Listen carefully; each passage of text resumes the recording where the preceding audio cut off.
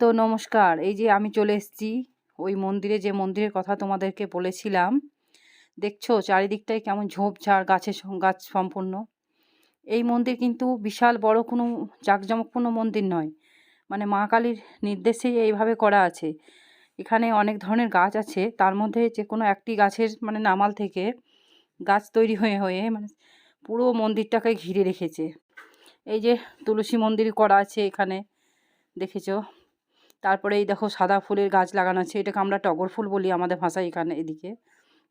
এছাড়াও জবা ফুল, আরও অন্যান্য ফুল, বেল গাছ, তার সাথে তুলসী পাতার গাছ, এগুলো সবই আছে। আর এই যে এই গাছটা দেখছো না, এই গাছের গোড়াতেই আছে মা কালী। এই গাছের শিকড় এবং নামাল দিয়ে তৈরি অনেক গাছ তৈরি হয়েছে আশেপাশে, ওইভাবেই জড়িয়ে জড়িয়ে, মানে যেটা নিজের চোখে দেখলে বুঝতে পারবে। এই যে দেখে বুঝতে পারছো নামালগুলো কেমনভাবে নিচে নেমে এসছে। আর এই মন্দিরে কিন্তু প্রত্যেক দিনই পুজো হয়। তো আমরা চলে এসেছি, মাকে একটু প্রণাম করে তারপরে বাড়ি ফিরবো। সব সময় আসা হয় না, আর এসেছি যখন সময় করে একটু ঘুরেই যাই।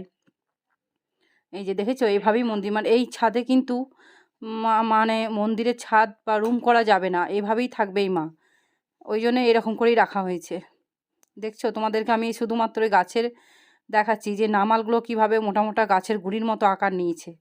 তো চলো আজকের মতো ভিডিওটা এখানেই শেষ। আগামী দিন দেখা হচ্ছে ঘরে বাইরে টুকিটাকিতে।